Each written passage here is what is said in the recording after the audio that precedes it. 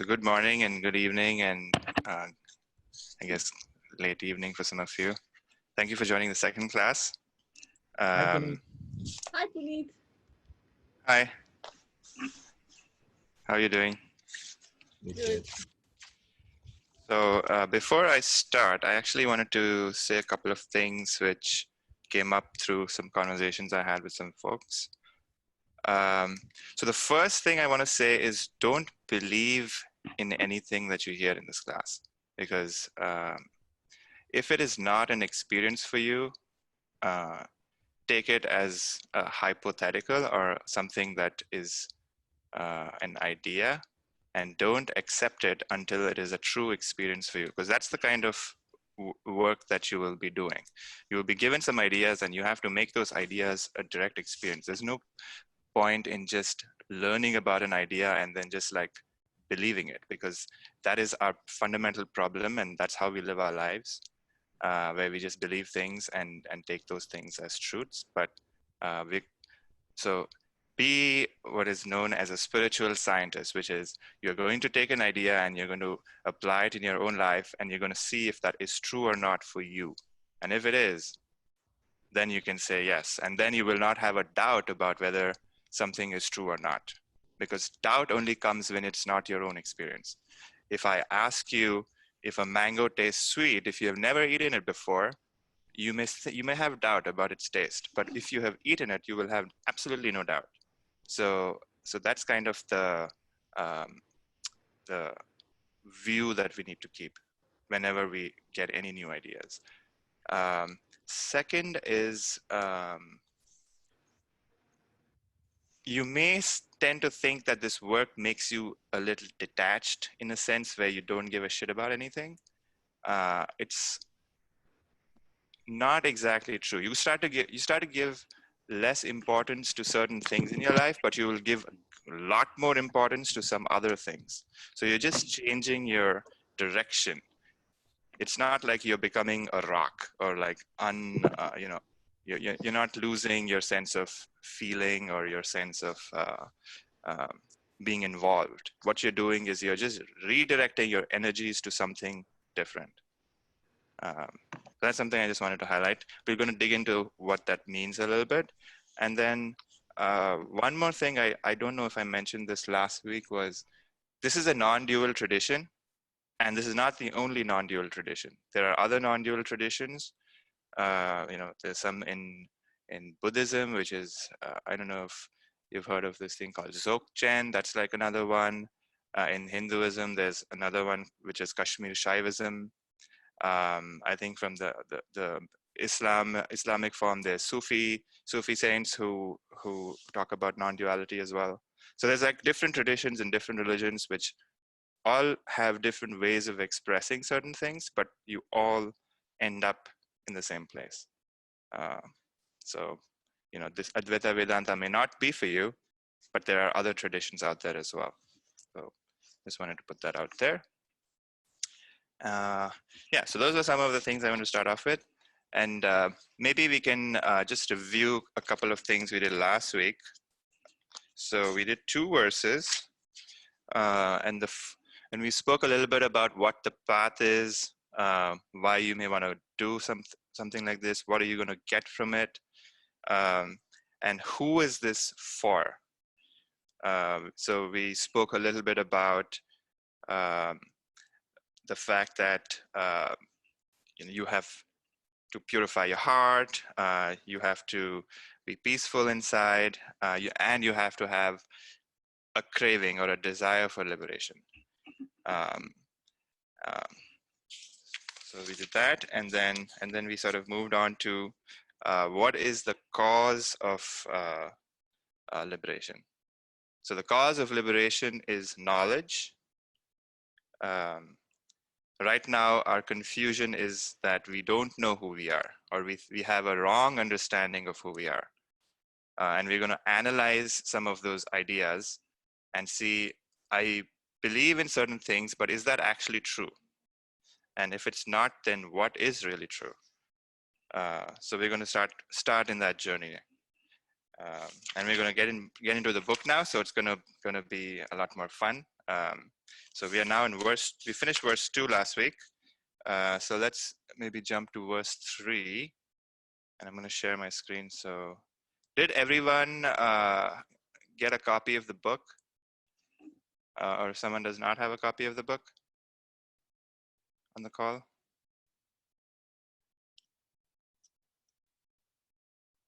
Right. So should I present the screen? I don't actually have a copy, but Okay. So, yeah. okay, Jacob as well does not have it. So let me present the screen.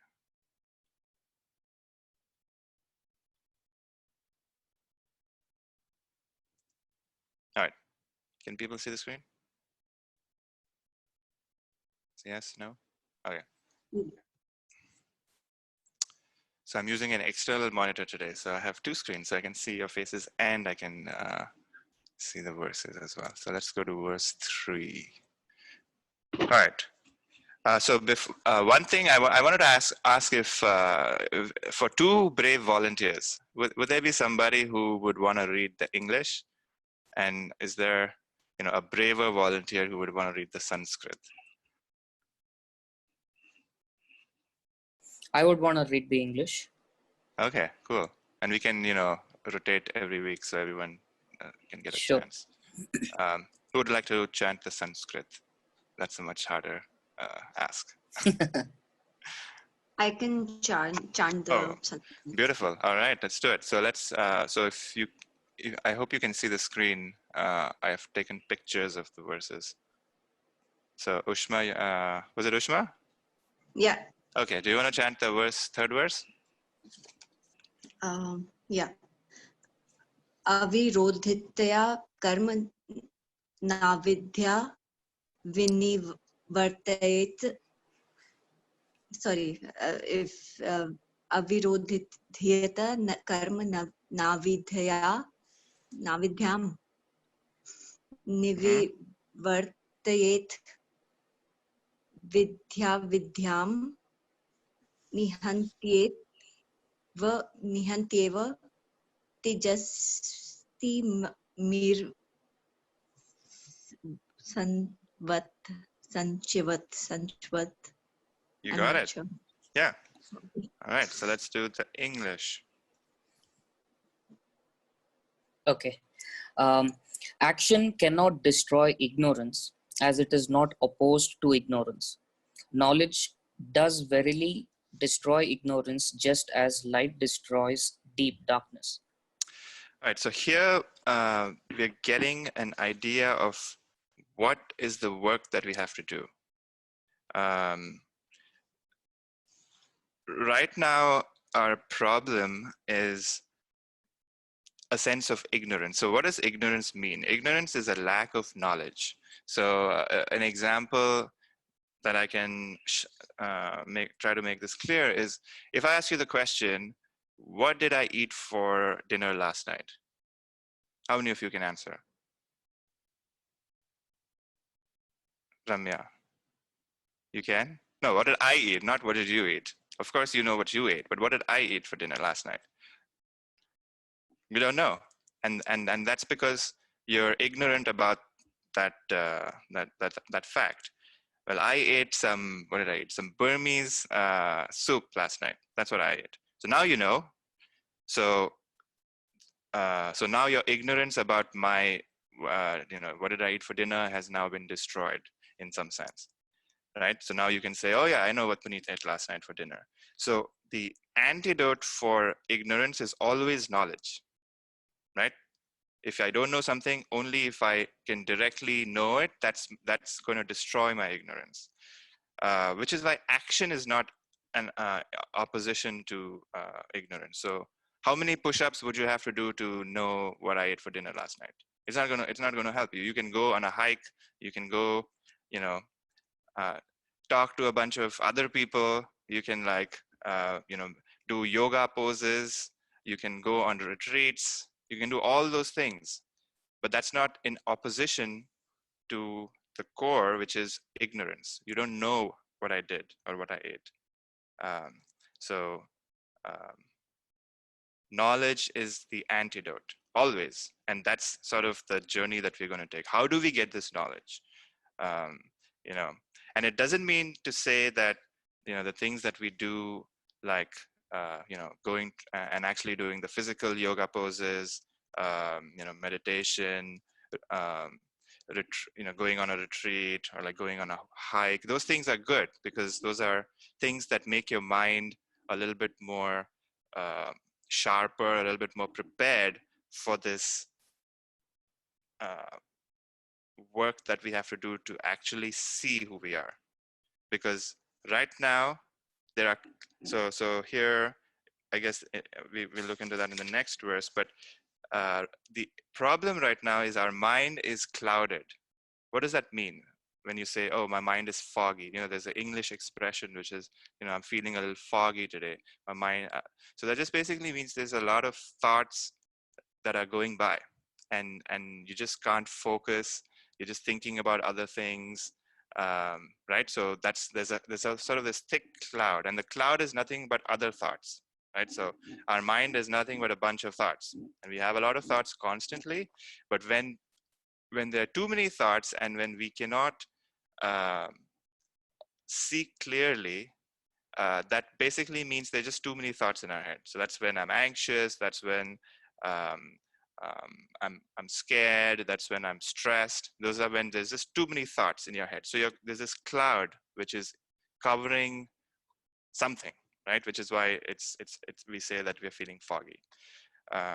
So what is the like what removes that cloud? And here the example is that you know, light can kind of destroy clouds. So just like we're going to see in the next verse, I don't know, I'm jumping a little bit, but clouds get dispersed when sun, you know, shines really bright, and, you know, or the wind blows and the clouds kind of move away. So how do we cause the wind to blow on this cloud and cause the clouds to move away? So that's kind of what we're going to explore. And the other example I want to talk about is, you know, when a room is dark, you can't see anything. And the only cure for being able to see something is to light a match, right? So the moment you light a match, darkness goes away, and that's automatic. You don't have to do anything extra to remove the darkness. So the antidote to darkness is light. So just like the antidote to ignorance is knowledge. So we're going to see what this knowledge is. Okay, so let's do the next verse.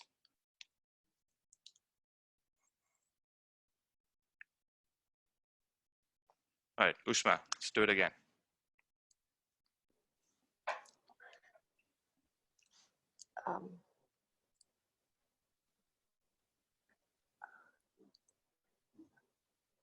Parishchinna ivagyanat tanasye sati kevalah swayam prakashyate hyatma meghyapain shumaniva. Very good. And the English?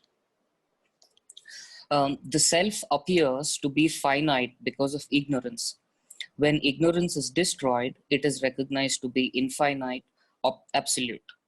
The self reveals itself by itself, like the sun when the clouds pass away.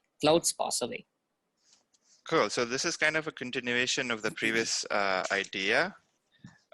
So one thing that I want to talk about is this idea of the self reveals itself by itself. So what does that mean? So when somebody asks you, how do you know you are you? How do you know you exist? How do you know that, you know, you're not somebody else, right? Like, and the answer to that is that it's a direct experience. Like, I know I am, like I exist, I know that, right? It's self-revealing in that way. I don't have to depend on something else to prove that I exist. I know I exist. I don't know about whether you exist or not. I could be in a dream right now, dreaming all of this, but I know that I am there. What I am, I may be confused about. I don't know if I'm successful. I don't know if I'm smart. I don't know if I'm stupid. Those doubts I have. But the fact that I am is never a doubt, right? I'm always there. Um, I never wake up one day and say, oh no, I don't exist. That's never a thought. A thought could be, oh no, I think I'm no longer stupid. I've suddenly become really smart. That could be a thought. But I never have a thought that I don't exist. So what we're going to see is that the self, or there's something in you which is self-revealing, which shines. Just like the sun. So the example here is like there's something in you which is like the sun, which shines, which gives light to things in your awareness. So, we have these 5 senses in our body. We can see, we can hear, we can taste, we can smell, we can touch. Right? And those are the ways in which we sort of interact with this world. But there is something slightly deeper which gives light to all of these senses.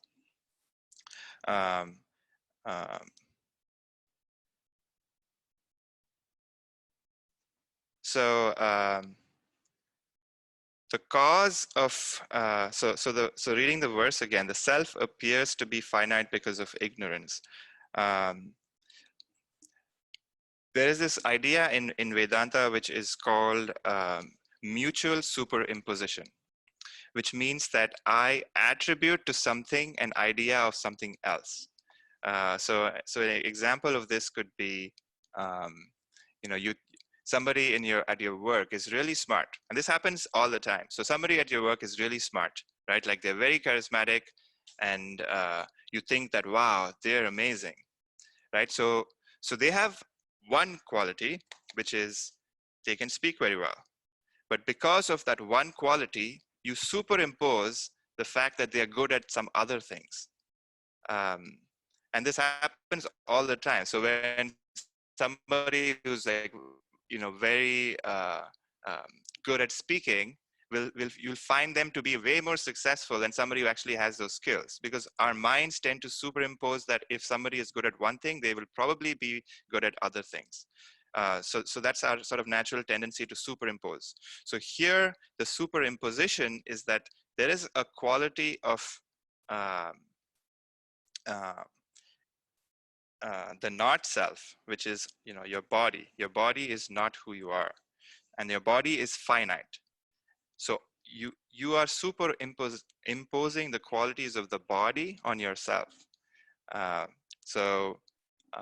Because the body is limited, because the body changes, because the body is not perfect, you tend to think that you are the body, and you're superimposing the qualities of the body, which is the fact that it is limited, it is finite, it's subject to change, you're potentially going to die at some point. So all these fears that we have, those fears we superimpose on ourselves. So and that is our ignorance, because that's causing us to believe in some ideas that are not true. And the verse here is saying is that when that ignorance is destroyed, we recognize it to be infinite. And how do we recognize it to be infinite? It is self-revealing. Just like you never doubt whether you exist or not. You always are. But what you are, it keeps changing. And it keeps changing because we keep doing this superimposition. Today, when I'm feeling very good, we actually say, yes, I am good, or I am happy. And you wake up this morning feeling ready to take on the world, you're like, yes, I am excited. But tomorrow when you wake up and you're tired and shitty and feeling down, we tend to say, I am down. So what we are doing there is we are superimposing the qualities of the mind and the body on our experience. And that is the ignorance that we have. So this is sort of a high level view. We're going to get much deeper and more sort of get into the nitty gritties of it, but that's the idea, that there's this deep ignorance that we fundamentally believe. We believe that we are this limited body and mind. To most people, this sounds very scary because our entire sense of identity is built on our mind, essentially. Our mind and if you are a very body-oriented person, you may completely live from the viewpoint that I am this body, right? So you may try to be extremely good. You spend a lot of time like looking the best, making sure from the outside you look great. So there are a lot of people who live life that way. There's some people who live, who realize that, okay, I'm not maybe the body that much, but I'm definitely the mind, so we spend a lot of time making sure the mind, we learn stuff, we try to acquire knowledge, and that becomes our sense of identity. What do we know? But if you try to analyze it a little bit, there is not much difference in the sense of the physical body and the mental body. Like they both kind of have some same characteristics. Things like they change, they're limited, your ideas change over time. You don't believe in the things that you did believe that when you were 5 years ago, and now you have some new ideas. Your sense of identity changes. You now think you are, a successful businesswoman. Before you used to think you were a stupid teenager, right? Your sense of identity keeps changing. And we try to sort of grasp onto this identity, which changes. So anything that changes is limited. And if you try to live from a limited viewpoint, you are bound to suffer. That's just the way it is. And we're going to see that, is there something that is infinite? Is there something that does not change? No matter what is going on outside, is there something within you that does not change? And we're going to go and see what is it to truly be you. So that's sort of the context of this this verse. We're going to see how. So the work we have to do is to remove our ignorance. Once the ignorance is removed, everything else is automatic. Everything else happens automatically. There's no other work that needs to be done. Cool. Any questions about this?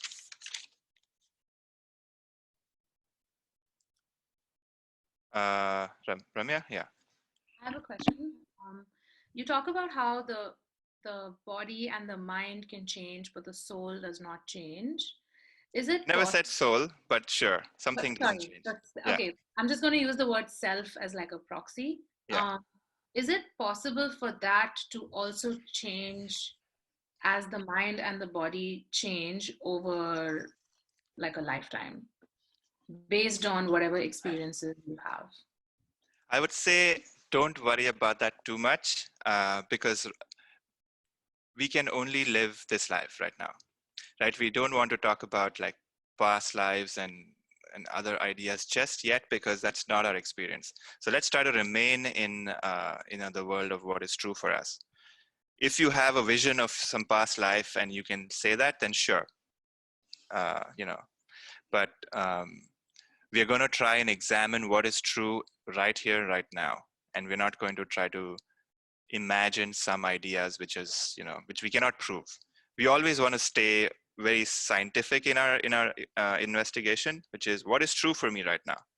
Can I look at my mind and say, yes, it does change. It's constantly changing, and it's something that I acquire, right? Like just like we are acquiring our bodies with the food we eat. We are eating food, and it gets assimilated, and it keeps changing. I had a infant's body when I was 1 year old, and then I had a child's body, and then I had a teenager's body. Now I have an adult body. So we have seen from our own direct experience that our body has been changing, right? It's an actual experience for us. Similarly, our minds.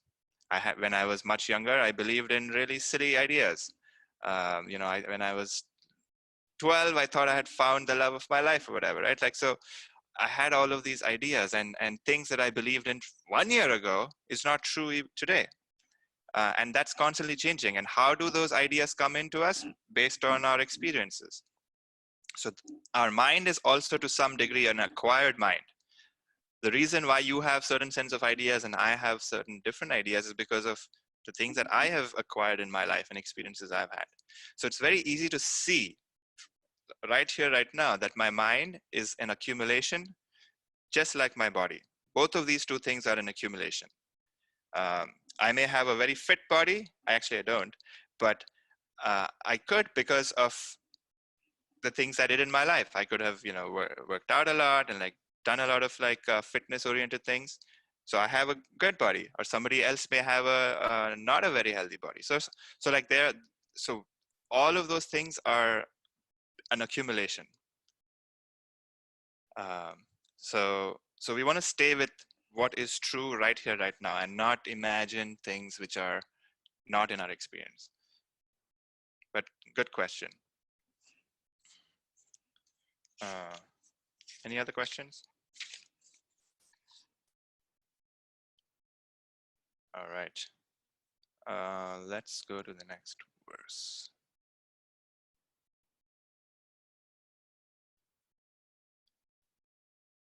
Cool. Ushma, you want to give it a try again? Agyan kalusham jivan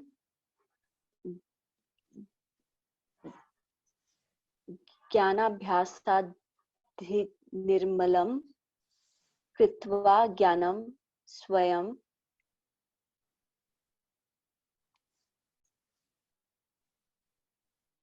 nishejalam kat kare nuvat. Oh, you got it. So you're getting better with every verse. Amazing. All right. Shreyas, you want to do the English? Yeah. Constant practice of self-knowledge purifies the egocentric self, which is defiled by ignorance, and having bestowed self-knowledge, it itself disappears, just as the powder of katka nut settles down after it has cleaned the muddy water. All right. So the last two verses we talked about what is the problem. Here we are getting a sense of what is the solution. So constant practice of self-knowledge purifies the egocentric self. So what is self-knowledge? So some of the ideas that we are going to get in this in this book is to be, so you're going to get certain ideas and certain practices that you can go back in your house and then apply in your mind, that will reduce the number of thoughts you will have at a given time. And then that doesn't mean, so here we use the word purifies. So purify is essentially, like I mentioned in the last week as well, it's not about having good thoughts. If I'm thinking of sex, that is somehow bad. It's not a moral issue here. Purification literally means reducing the amount of thoughts. So a good example is in water. So if you have a bottle of water, you call the bottle of water pure if it does not have things which are other than water. Right? If it has things other than water in the water, then it is not pure water. It doesn't matter if it is rose petals in there or if it is shit. Both of if there's two bottles with equal quantity of rose petals and equal quantities of shit, both those bottles of water are impure water. And what do you have to do to make those bottles of water pure? You have to remove the impurities, which is remove particles which are not water. Right? So you keep removing stuff which is not water and you will end up with pure water. Doesn't matter what the thing in the water is. So when the so constant practice of self-knowledge. So here another implication is constant practice, which is there's something which is practicing. And what is it that is practicing? It's the mind which is practicing, because the mind has the problem. The self is ever free, really. So, you may have heard like some people say, oh, everybody is self-realized already. And that is actually true, because the self never changes. The self is always shining. It's always there, always illuminating all of these experiences in your world. The problem is only in your mind. And also there's no point talking about the self as an idea. So let's give you all a direct experience right here, right now. So who sees the laptop? Can everybody see your laptops or screens in front of you? Yeah? That is yourself. So right now, if you're looking at the screen, looking at whatever you're doing, if you're looking at it, that is yourself.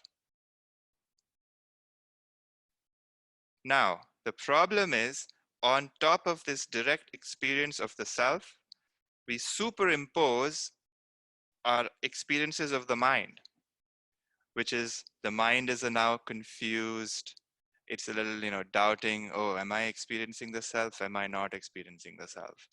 Or it's like it may think, now the mind may think of an old memory, which may trigger some emotion, or it may think about some future. So these are all experiences that are going on in our mind right now, right? Not all of you are paying very close attention to what I'm saying. Some of you are drifting off. So the mind is doing its thing, but you, the self, is illuminating all of that. It's illuminating, our focus on the class. It's illuminating us drifting out. It's illuminating it coming back. So the mind is, in our direct experience, a separate, is something that is separate from what is illuminating the mind.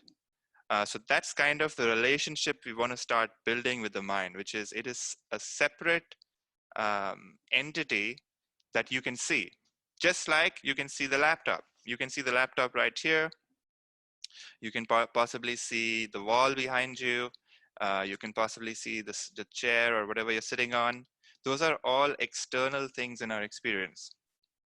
And that's very easy to see, because you can clearly say, okay, that is separate from me, right? The laptop is a separate physical thing than me. But if we analyze our mind, we can also see that the thought is also separate from me in some sense. It's much closer than in the laptop, definitely, but it's still a separate,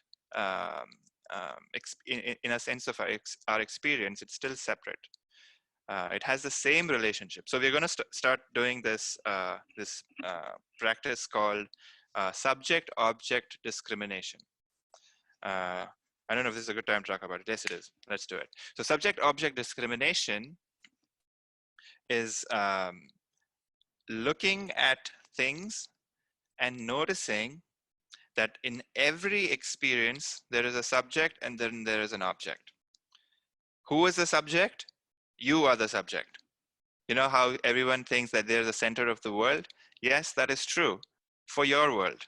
You are in the center of your own world, which is why everybody has, everybody's problems are the biggest problems, right? Because they're the centermost person in their experience. So you are always the subject to your experience. You will start to see that. I am the subject, and my laptop is the object. So on a very gross physical level, my body, I am the subject, and I can see all the objects in the world. And we can do that with all of the senses. We can do that with our eyes. We can say, I can see the trees, I can see the buildings, right? So I can see all of the objects. I can hear all the sounds. So you're hearing this right now. You're hearing maybe there's a fan running in the back. Maybe there's some traffic outside. So you can hear all of the objects as well. So you can do that literally for all your senses. I can touch all the objects. So there, I am the subject, and the things that I'm touching are the objects. So from a physical level, it's very easy to understand this, because we can see that I am the subject and everything else is the object. We're going to get a little bit more subtle. We're going to look at emotions from the level of the mind. Now, I feel, or actually, before we get a little bit more subtle, I can actually just look at my physical body. So that's a little bit more closer. So even my body is an experience. There's something which is closer than the body, which feels is a subject, and the body is the object. So the hand, my hand appears the same way as my phone, right? Both of these things are objects in my experience. It's just that the body is a little closer. We can do that to the entire body. We can do that to my leg, we can do that to my face. They're all appear in my awareness. So if you take a deep breath, can you not feel the breath in your body? So just like you can feel the breath in your body, just like you can see the phone, it's the same experience. I am seeing the breath. I'm experiencing the breath. So there's a subject-object relationship even to the breath. Now we're going to get a little bit more subtle. We're going to look at our emotions. So I'm feeling happy, or I'm feeling sad. I'm feeling a little sleepy. Can you not see that the relationship between those emotions and feelings are exactly the same way? The experience of it.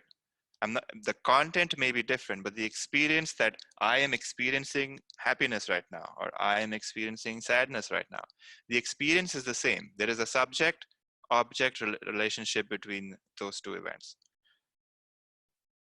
We're going to go even more subtler. We're going to now look at a thought. Everyone do the computation 10 plus 10. Everyone got 20? So that is also an experience in our awareness. Like I am aware of the answer to that question. I am aware. Everyone think of what they ate for breakfast yesterday. That also appears as a object in your awareness. Think of a strawberry, a red strawberry. That also appears as an object in our experience. It's much subtler. So subtle here, again, some of you were not here last week. There is, in philosophy, there is a concept of something is gross and something is subtle. Gross means, so a concrete example is, if you look at water, ice is the grossest form of, is grosser than water. Water is subtler than ice, and steam, water vapor, is subtler than liquid water. And water is grosser than steam, and ice is grosser than liquid water. So that's sort of the relationship between gross and subtle. So in our experience, the body is the grossest aspect of us, right? So that's like the most visible. And then you go a little bit subtler, you get emotional. Our emotional nature is slightly more subtle. You can feel that way more, way lesser than a body, because you can feel body and physical pain a lot more, but emotional pain is a lot subtler. And then subtler than that is a thought about something, like a memory, or some, you're thinking about an idea, you're trying to solve a problem. Those are much subtler. So that's kind of how we want to look at it, from the gross to the subtle. And all of these things are objects in our awareness. And you are the subject constantly. You will start to see that I'm always the subject in every experience. They are all objects.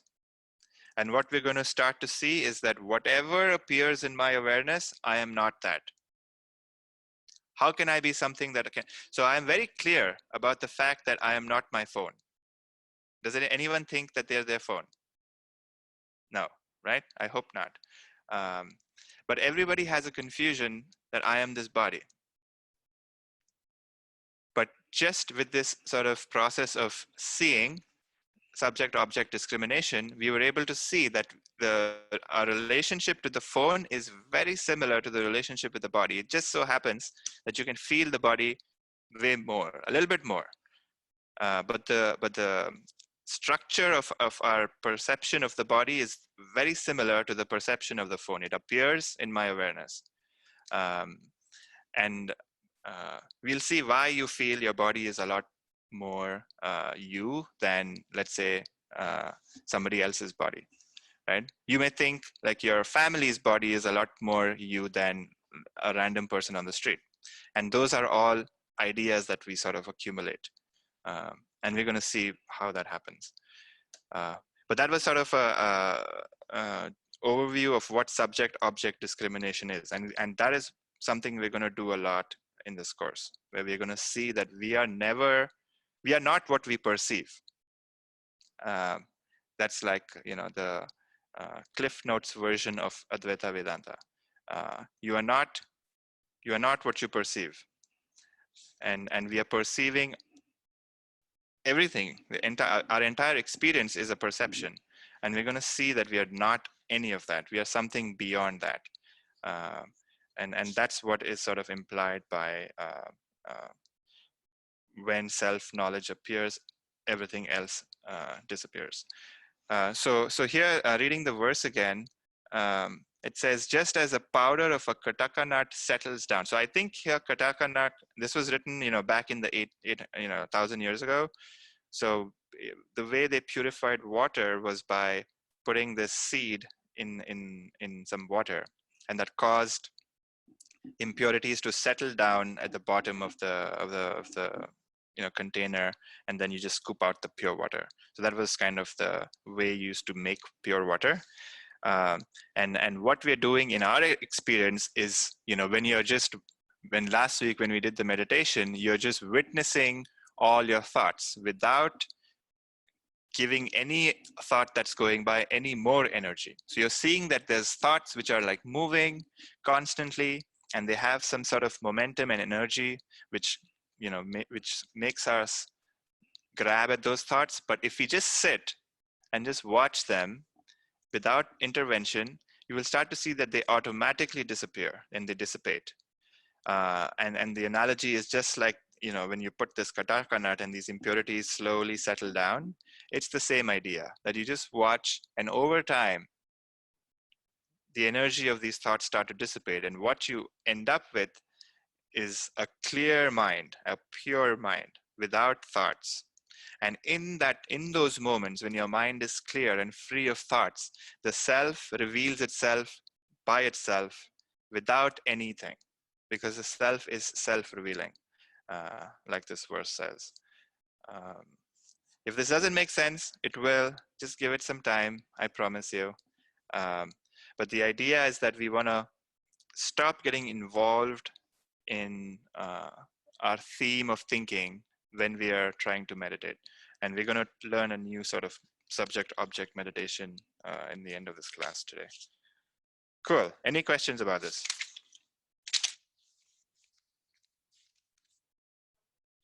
Yeah, I have a question.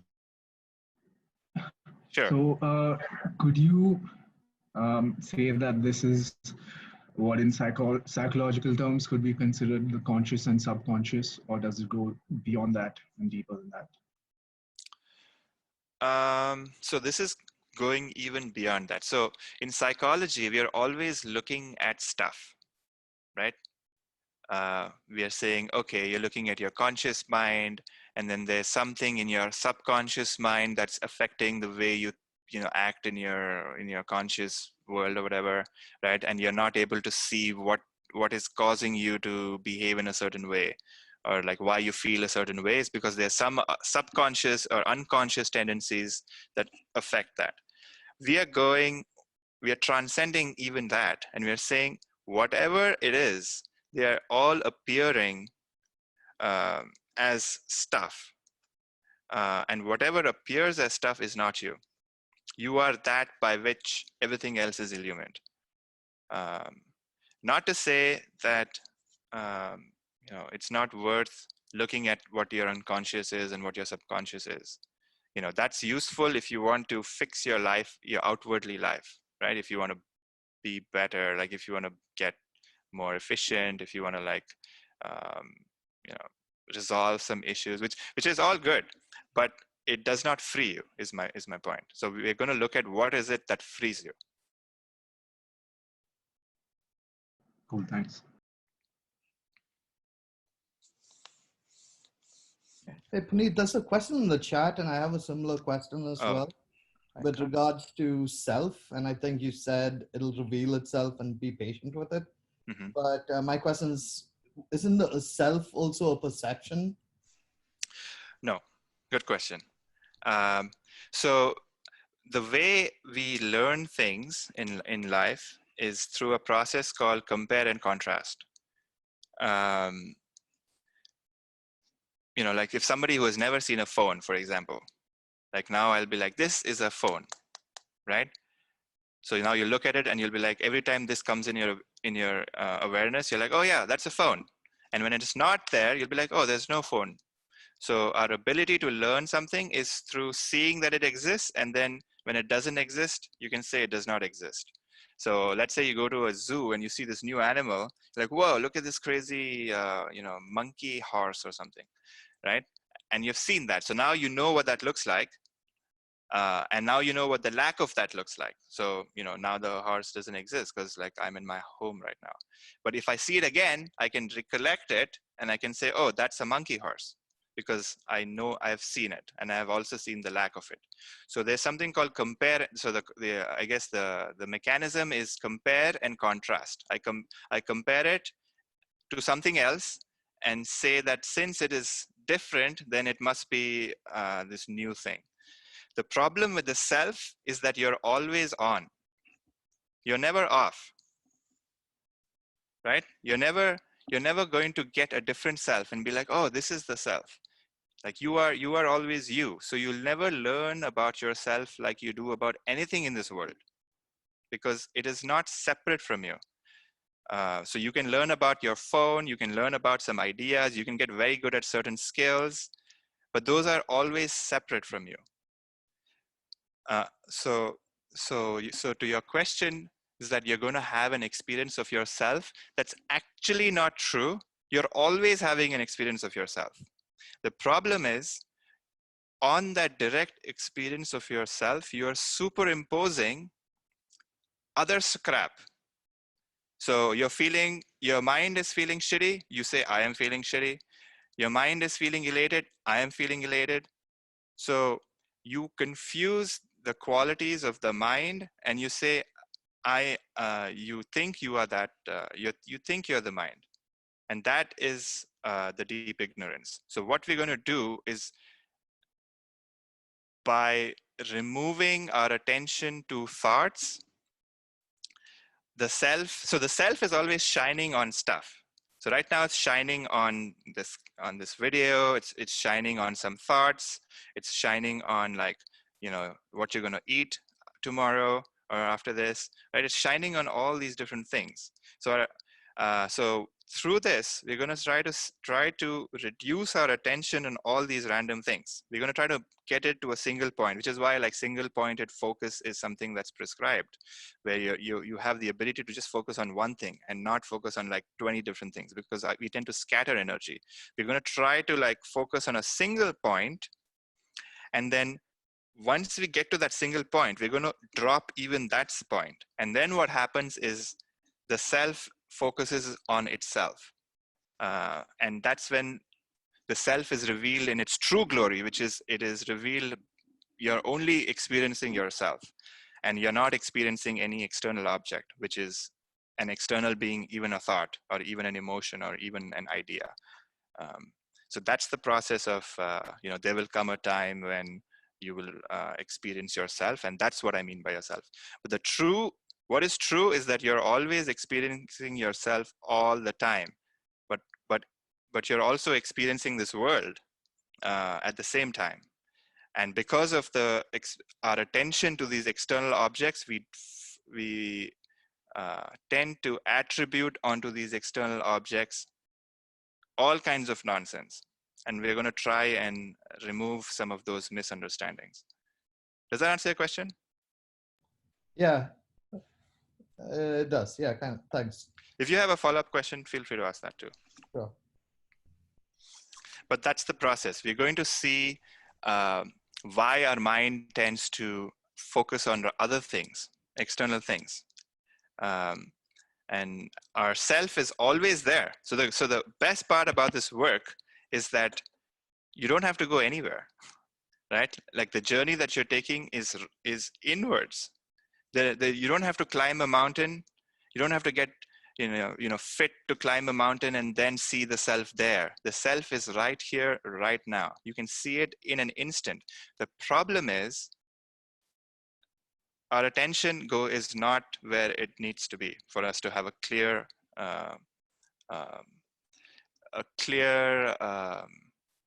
experience. I wouldn't even want to say experience, because experience is it makes it sound like it's something that you achieve. It's more like it's revealed. The self is revealed in the purest and clearest form when our attention of the mind is not on the mind. And our habitual pattern is to constantly think about our thoughts and think the thoughts are the most important, because we have, believed that to be true. We live in a society where the mind is valued the most. And not to say that's not important, but what that has resulted in is that our attention is always on the mind and not on the source of where, of who we are. And we're going to try to see and try to develop some practices that will make you see the source and experience the source. And that is yourself. But really good question. Hi, Self Puneet. is not an experience. Yeah, Arpan? Yeah, hi. Quick question. Kind of, I guess, a little bigger picture, but also related to this verse. What's your thought on the philosophies of Buddhism and Jainism to varying degrees demand that you practice, asceticism and removal from the world to become more aware of the self? Yeah. That may not be practical for all of us, but what's your take on the fact that that seems to be the course of action that they take to meet that end versus what we're seeking to do here? Is that necessary? That's a very good question.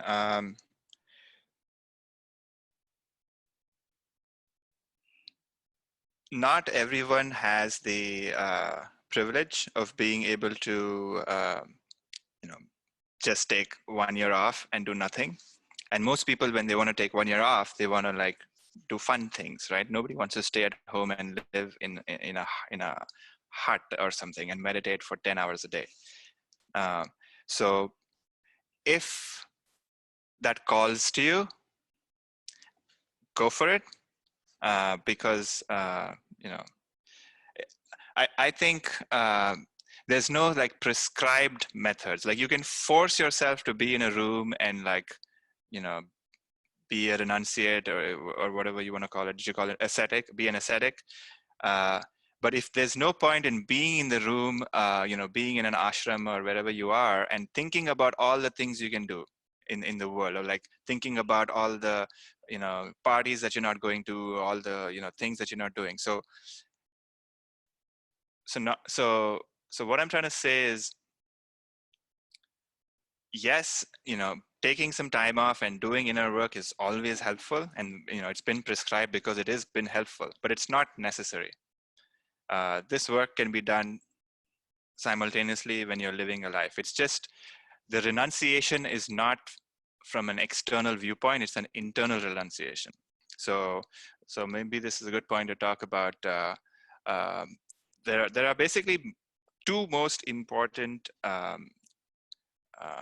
qualities or requirements that you need to have to do this work. And you'll hear this in different traditions, framed in a very different way. So the first in this tradition is called Vairagya, which literally means, what does it mean? Dispassion. Yes, thank you. It means dispassion. And you'd hear this word and be like, oh my God, does that mean I need to give up on all of my desires? Do I have to become a renunciate, like you said? Do I have to go and live in the Himalayas? No. Dispassion here is a view. It's how do you view the world? You are, so I guess the technical definition of it is, that desire, you have a new desire. You have a new desire to give up all attachments of the results of egoistic actions. What does that mean? Right now, whenever we do certain things, we are always, our motivations are mostly for the result. And when those results do not come true, we feel dejected, right? So all of the motivations we have tend to be for an outcome, and that's the dispatch. So the attitude we want to take is we want to give up our attachments to the outcomes. We want to just live in the moment and enjoy the process. So if you enjoy the process and you don't care about the outcome, it's great. So you can do whatever you want in the world. But if you get attached to, if I do X, then I need Y, and if the Y does not happen, if you live from that viewpoint and with that attitude, you are going to suffer. And what you're building is dependent happiness. And you're building, your mind is being trained in a way to have dependent happiness, which means only if X occurs will I be happy. And that gets, that transcends all of the way we look at the world. So we completely live from a very impoverished way, which is only if certain outcomes happen in my life am I happy. And that's a terrible way to live, because happiness is right here, right now. We're going to see how to get there. But to go back to the dispassion aspect, it's an internal renunciation. So you can do exactly all the things you're doing right now in the same way, but you're going to give up the sense of, oh, if X, if I do this, then I'm going to be happy. That renunciation has to happen. This firm belief that the outcomes of this is not going to give me happiness. Happiness is here available to me right now, and I'm not able to see it. Why am I not able to see it? Because of this cloud and my attention to things external. And my attention is not to the source, this divine source in me. So that's about vairagya. So maybe another thing I want to talk about is what tends to end up happening when you take on this path is that there's a sense of divine discontent that gets built up. So right now I'm discontent about not having a good job. I'm not making enough money. My friends suck. My boss is horrible. I'm not exercising enough. Like, these are my worries, right? And my energy is spent trying to handle each of these worries. And it's a never-ending battle, because all of those things may be fixed for a certain amount of time, but time is always changing, right? Like, it's always changing things. So things are constantly changing. So all of our effort is trying to, fix the outer world. But instead, what we're going to say is, I don't care about the outer world that much. I just want to fix how I feel inside, because if I fix that, everything else outside is going to be fixed. So what tends to happen is my attention to the external stuff starts to fade, and my discontent there is still a deep level of discontent, because without discontent, nothing really happens. So I think this was something we were touching upon last week, when I think Devi asked the question of, isn't fear or like those negative emotions a cause for like doing certain actions? And that is true. There is, when you're discontent about something, you're like, fuck, I need to do something like about it, right? Like, I need to fix something. So you're going to develop it's called a divine discontent. I'm going to be discontent about my own self. It's like, why am I feeling shitty? Like, I'm sick and tired of feeling sick and tired. So when that occurs, then automatically your attention on the external will start to reduce. And that renunciation or the asceticism you're talking about will happen automatically. And it doesn't mean that you're going to go into a forest. It just means that you will be an ascetic in this world, right here, right now. And you wouldn't care in the sense like you won't be always worried about the outcome, because you know that the outcome does not change how you feel inside. And once you start to see that clearly, then you become a real sannyasi, which is the Sanskrit word for a renunciate. Does that answer your question, Arpan? Yeah, it absolutely does. And it's reassuring to know that, you know, this is within reach for all of us, because the way that some of these paths describe how to go about it just seems so inaccessible. So thank you. Yeah, absolutely. Cool. Any other questions? All right. Okay, so we are on verse 6.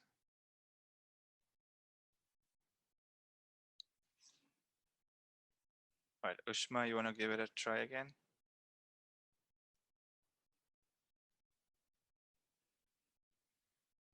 Oh no, I think did I cut off some of it? Sorry.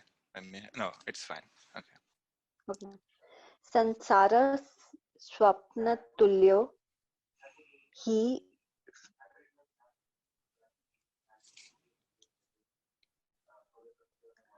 rog dveshas disak kulah swekale satva vadbhati prabodhe satya sad bhavet Nice. And the English? Yeah. The world, which is full of attachments, aversions, and so on, is like a dream. It appears to be real as long as the dream continues, but becomes unreal when one wakes up, when true wisdom dawns. All right. So we are going to get a new idea here. So the world here. So the word for the world they've used, I guess, is sansar, and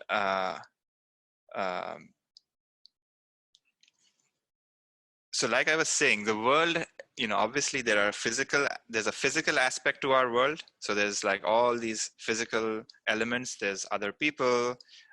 There's like, you know, family, and there's all these external entities in our world. But there's also an inner world, which is our mental world, which is mostly where all of our problems are. You know, things like attachments, aversions.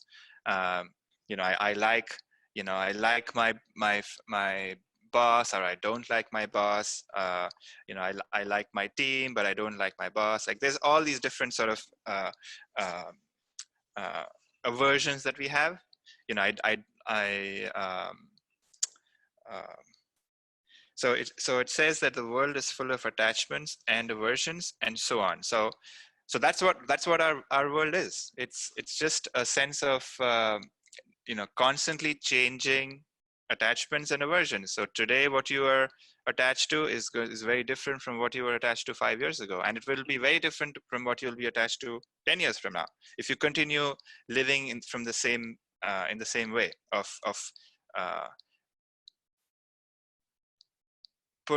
giving external things more importance that they need. So here we are introduced to the idea that it is like a dream. So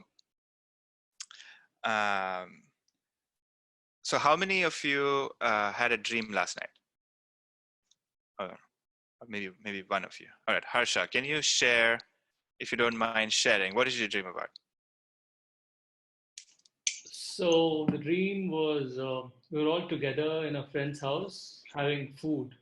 Oh, wow. Okay, so in your dream, you had a dream body, right? And then you had a dream world, and in that dream world, they were friends, right? And potentially you had conversations with them. So you had thoughts about having conversations. You maybe felt certain emotions when you were eating the food or when you were having those conversations in your dream, right? So if we look at our dream, we have the entire experience of entire human experience in a dream, which is, you know, I have a human body in there. I have a human sense of identity. I can see other people, I can talk to other people, you can have thoughts, right? So while you're in the dream, you think that dream is true. Did you think, you were having a great time in the dream, Harsha? Like you were with your friends, and then when you woke up, and then you're like, wait a second, that was just a dream, right? So while you were in the dream, it felt absolutely real. Yeah. Because you were experiencing it, right? It was an absolutely real experience in the dream. But the moment you woke up, you didn't have to go to the bathroom and wash your face and wash your hands because you just ate some food. You realize that, oh, it was a dream. It was completely unreal from that standpoint. And the cause of you to so let's say your dream had some sad things happen, right? Let's say like your friend slapped you on your face or something, right? And you felt really bad and hurt in your dream. Now when you woke up, did you have to go and talk to your friend in real life? No, because you knew that it was just an imaginary experience and it was not true. So similarly, how when we wake up from a dream and we realize that we are in this real world, we want to start to take the same viewpoint of this world as we do to the dream. And this is a hard teaching because we have this really strong belief in the reality of this world. But what we're going to start to see is that this world has the same characteristics that a dream has, that it appears. So do you remember how you got into that dream, Harsha? No. You just appeared. You were just like, oh, wow, I'm here. But now I got to do whatever is happening here. Right? I don't know why I was here, but I'm here now. Might as well do whatever. And you'd never think to question the reality of the dream when you're in the dream. Very few people do. Some people, have like lucid dreams and things like that, but most people don't. And in the same way, most people do not question the reality of this world either. They have this firm conviction that this world has to be true. There is no other reality beyond this world either. So, how many of you have seen the movie Inception? So there's a dream within a dream within a dream. So, this is kind of like Inception, where this world is also a dream in some ways. But the difference in Inception is that there is one level, which is the reality, and all the other levels are dreams. We're going to see that there are no levels where there's reality. There is some reality, but it's not a physical reality in the way Inception frames it. But it's the same idea that we want to start to look at this world as a dream as well. And it will continue to be real. Our belief in this world is going to continue to be real until we actually wake up. And how do we wake up? When true wisdom dawns, when you know who you are, and when you see the self clearly. So we're going to so this is just, I think, an introduction to this idea, and we're going to go much deeper into what this world is and how it is a dream. So we are hitting, we have 20 minutes left, and I want to do a meditation. So maybe this is a good place to stop. Does anyone have any questions about what we covered so far, or at least this verse?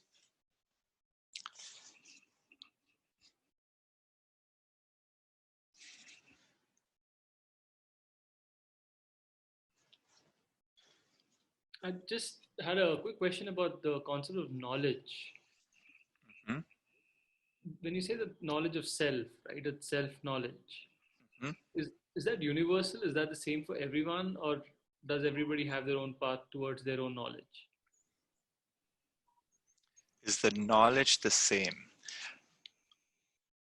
So I can only talk about what Advaita Vedanta, how Advaita Vedanta frames it.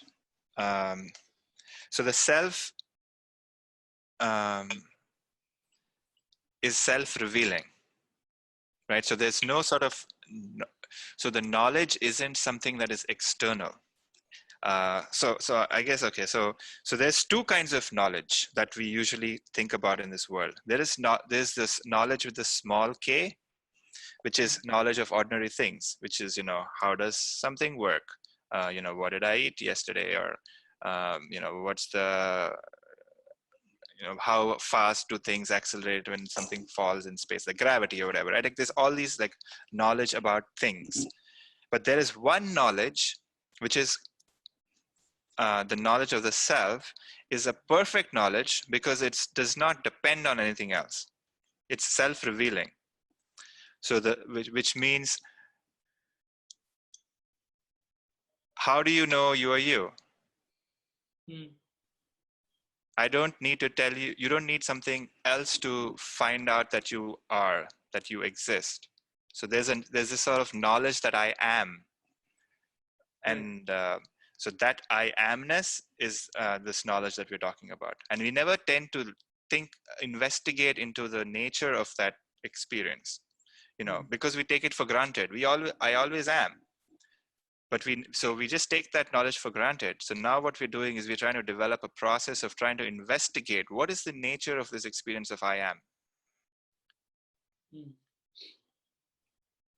So, and that, according to Advaita Vedanta, the experience of the self is the same for everybody. And what we're going to see is that there is only one being here. There's only one of us here.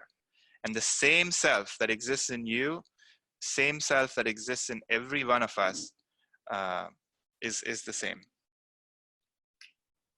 Okay. So we're going to break our sense of identity, and it's not just an idea that you're going to get. You're going to we're going to see if that can be a direct experience for you. Interesting. Puneet, I have a couple of questions, but I know you want to do a meditation, so I'm going to ask them, but if you want to respond to them later, that's fine. Sure. Question one is, what is then the responsibility we have towards our mind and body if they are not us? Mm-hmm. And I guess a refined version of the question is, what is the boundary between caring for our mind and body and not thinking that it defines us in some way? Because a lot of our care for it is because we think it is us. Question two is, what is the role of morality in spiritual practice? Because you did touch upon morality a little bit earlier. And, again, you can think about morality as relative and perhaps not, well, I don't know, I guess I'm just wondering, because we constantly think about what is the right thing to do. So how is morality playing a role in all of this? So feel free to respond to them later, but I just wanted to put them out there. Yeah, so I think the morality question can be a huge can of worms, so I will not tackle that right now. But the first question of your relationship to your body and mind. So there is this intelligence within us which there is the fact that we're human, the fact that nature produced us, right? So there is this deep intelligence that is, governing our body that we are completely unconscious of, or at least our mind is unconscious of, right? Like our digestion, we are replicating cells, we are like doing all kinds of miracles if you think about it. Our body is doing that without even a thought, without a sense of doubt. It's on, right? And the same intelligence, I think, is governing this entire universe. There's planets, rotating, there's things not crashing into each other. Like there's insane amount of order, which seemingly looks like chaos, but it's not. There's a deep sense of intelligence. Now, when we want to, our limited mind has a sense of ideas that we absorb from our day-to-day interactions, right? And we say, all right, I know what is better than what you know. So I'm going to try and influence you in trying to do something, right? Like that's kind of how we interact with this world. And that's why some ideas bubble up, some ideas go down, because everyone is trying to come up with like a better idea. I guess what I'm trying to say is the body and the mind will take care of itself. Because once you tap into this deep intelligence, not from the standpoint of the mind, there's something which is deeper than the mind. It's not like your mind is going to solve problems. The self in you is going to solve problems for you. And you know, when you said a little bit, maybe we can touch a little bit about the morality aspect too. Once your sense of identity is broken down and you don't think about yourself as a mind, then you're never doubting the ideas that come in from that standpoint. Because the doubt only comes in when you think you're being a little selfish, when you think your motivations are very limited, and you're trying to solve for a smaller sense of identity. But if your identity is expanded, then you never have doubt about whether your idea is the best or not. It is best from your capability. Right? So you're obviously going to make mistakes. There's going to be things that you can do better, but the intention is always going to be good. Impact may not always be what you expect, and that's where you try to get your mind. You can try to make your mind a little better and keep improving. But yeah, I mean, I don't want to get too much into it because this is opening a can of worms. But I would say the mind and the body will take care of itself. You give it the necessary attention. You go have a bath every day. Don't be a hobo, right? You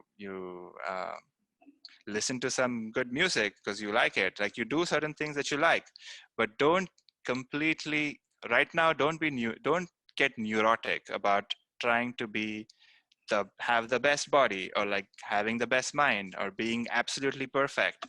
Like, you are already perfect. And if you just let go and let this deep intelligence carry you, you will start to see that everything is beautiful and perfect as it is. That helps. Thank you.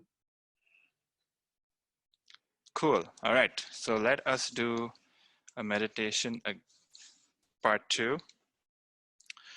So let me stop sharing my screen here.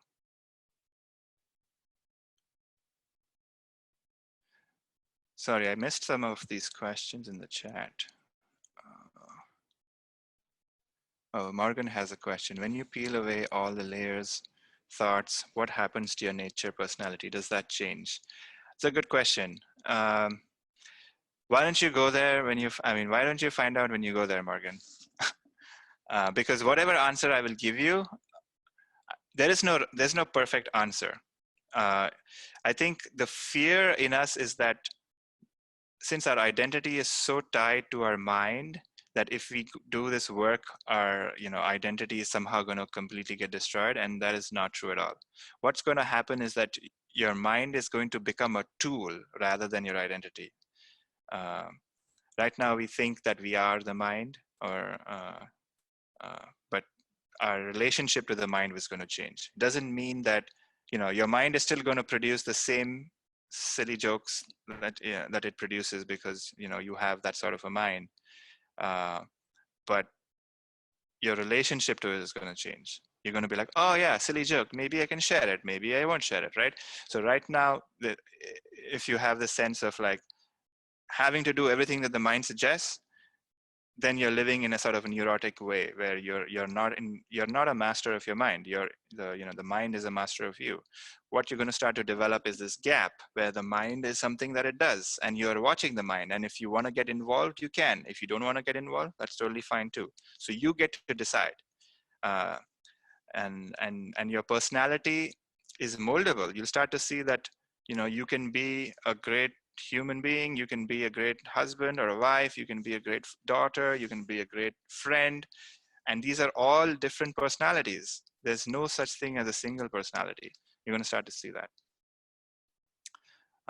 So yes, it does change, but it changes very differently, and not in a negative way. So Ryan, sorry, I missed your question. Earlier you said that everything was a self. What you're saying now seems to be the opposite. Yes, the Vedanta is very contradictory. and some ideas. So it depends on where you are in your journey, and the idea is to confuse your mind so much that your mind stops, and that's the only way to break this belief that you're the mind. So like I think like Osho was a great example of like doing stuff like this. He used to say one thing, and then literally a minute later he used to say the exact opposite with firm conviction, and then people who were listening to him would be like, wait a second, you just said this, you just said that, what the, and like your mind just like blanks out and it just gets blasted, because that's what we do. We tend to think we are the mind, so we just try to figure it out, but it's not figure outable. It is something beyond the mind, and the mind is very limited in trying to understand it. So what we're going to do is we're going to try to dissolve the mind, and we're going to make you very confused, but in a good way. All right, so let's do this. So we have about 9 minutes left.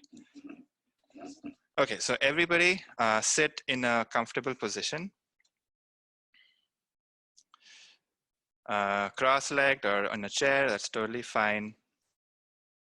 And just try to make sure your back is straight, your head is resting gently on your shoulders.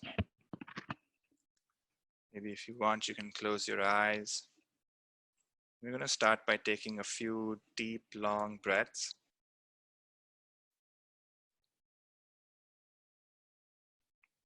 And on the exhale, just relax. If you were holding on to any strain in the body, and just maybe gently scan your body while you're taking these deep breaths. Just see if there's any part of your body that's feeling a little stretched or holding on to any tension. And see if on the exhale, you can release that tension.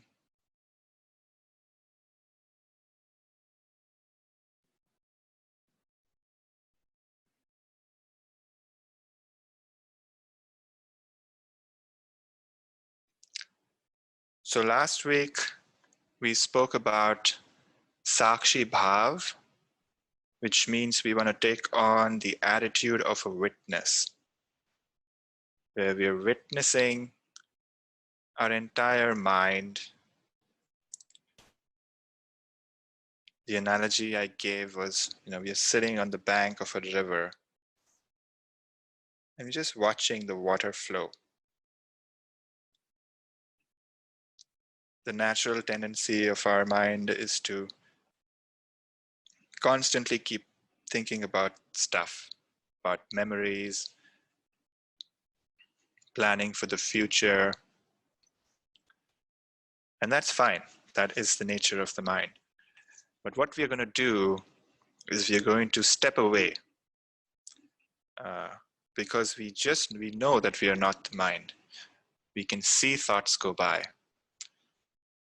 So if you can see something, you are not that. You are something apart from it. So we're going to sit back. We're just going to watch these thoughts flow by.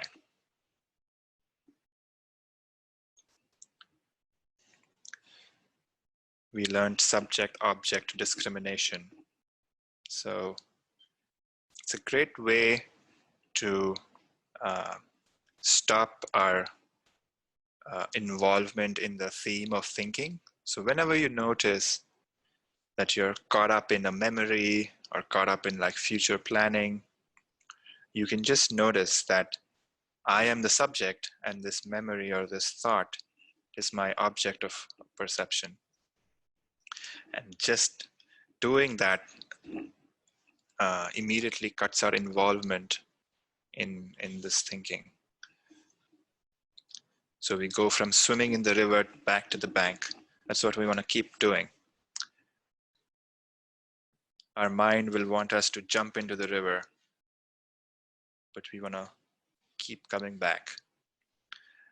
And we want to keep noticing that we are always the subject, the witness to the thoughts, to emotions of the thoughts. If you're thinking of a memory that brings up emotion, that is also an object in our awareness.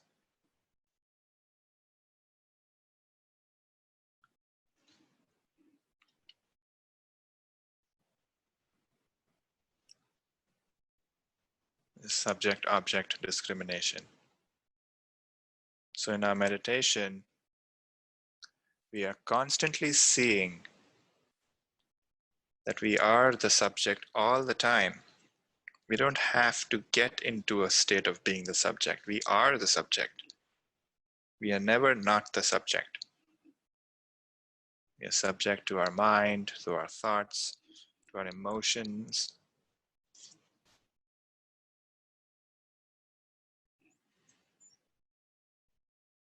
to our bodies. Right now, if you can,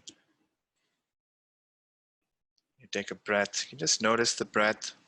That is also an object in our perception.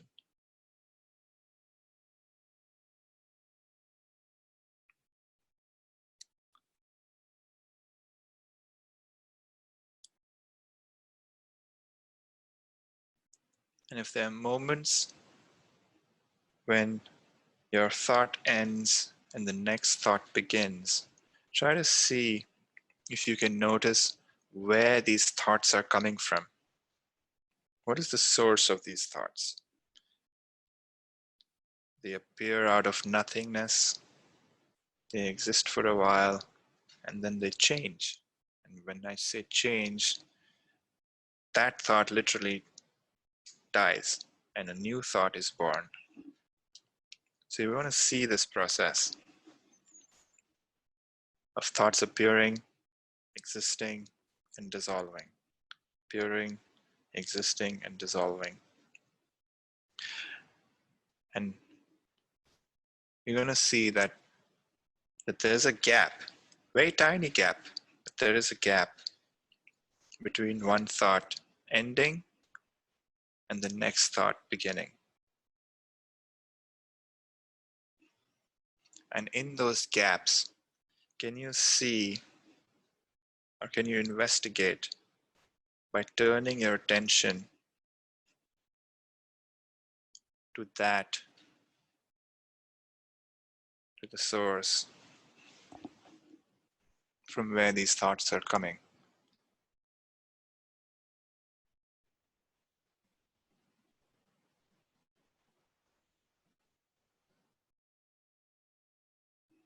Maybe you can't, and that's totally fine.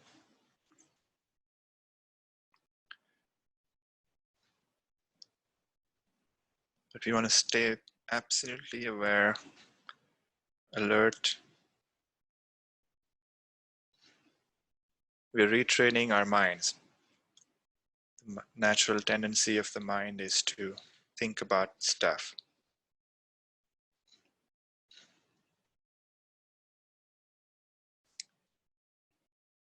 It's going to do its thing, but we're just going to watch. And at some point, the energy of the thought is going to end, and there will be a gap.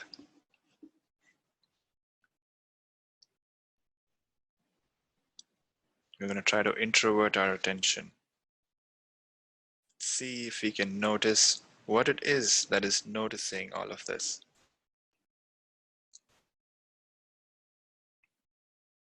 A sense of awareness.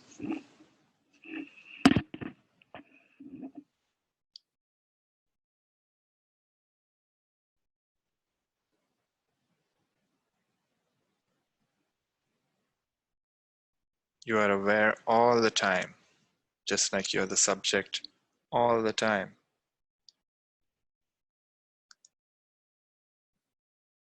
You're going to start to become familiar with this sense of awareness.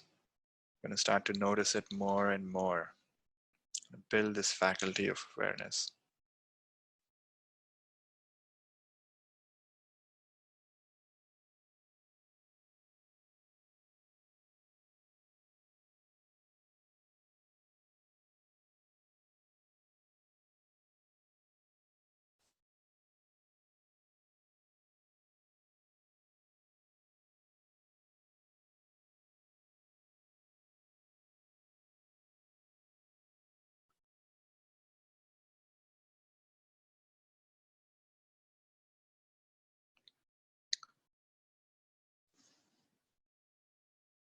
If you notice that you're lost in thought, bring your attention back.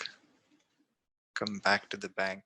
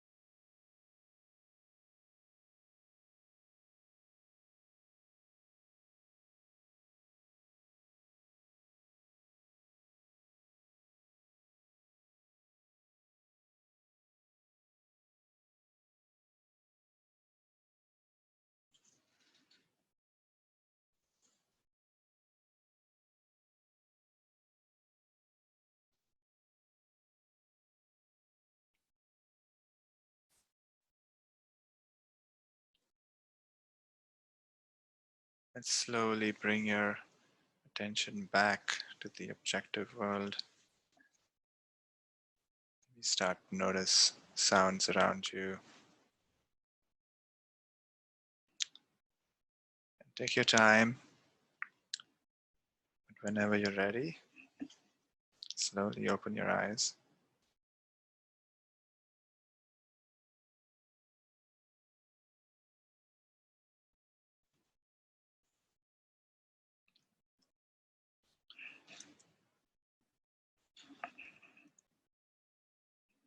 Before we end this, I want to do the same chant I did last time to end this class.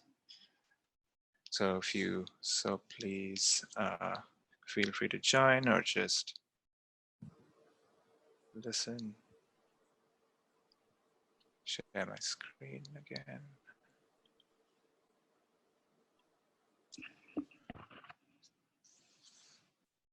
All right. Can folks see my screen? Okay, let's do this. Yogarato va bhogarato va Yogarato va bhogarato va Sangarato va Sangavihina Sangarato va Sangavihina Yasya Brahmani Ramate Chitta Yasya Brahmani Ramate Chitta Nandati Nandati Nandatyeva Nandati Nandati Nandatyeva.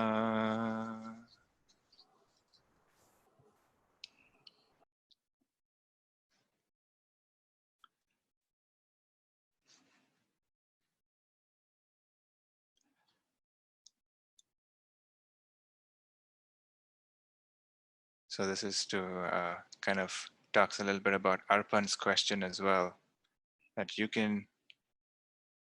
don't have to become a renunciate.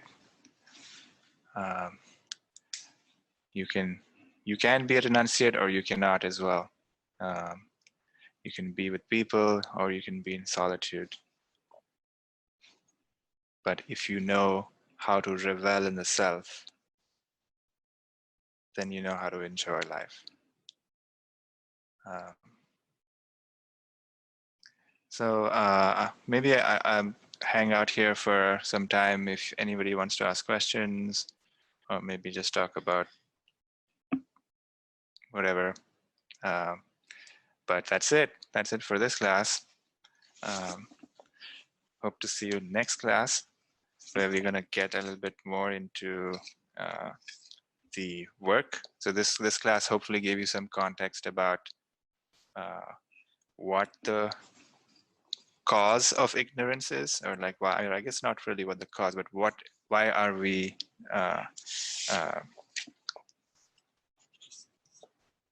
like, at least gives you a sense of ignorance of what that means. And next class, I think we kind of explore some practices to start tackling the ignorance. So thank you all. And Thank if you, anyone Puneet. has questions, you can feel free to stay here. Thank you, Puneet.